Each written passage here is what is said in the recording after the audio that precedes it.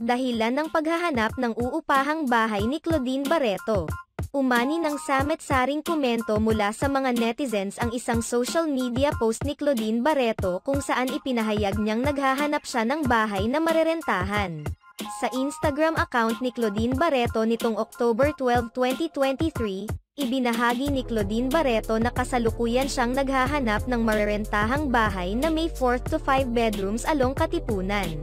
Looking for a house for rent, with 4 to 5 bedrooms. Along Katipunan. May ilang mga netizens naman na binigyan ng kulay ang post na ito ni Claudine Barreto. May mga nagkomento pa ng kanegahan kung saan tinatanong nila kung naghihirap na nga ba ang aktres. Naghanap lang ng uupahan ong tao, dami na nega comment, ano naman ngayon kung kailangan niya guys ng umupa. Papa-renovate nga tapos ano naman ngayon kung binente niya isang bahay niya, may problema po ba? Dagdag pa ng isang fan ni Claudine, naghahanap lang ng marerentahan kung saan-saan na napunta usapan Diyos, Lord.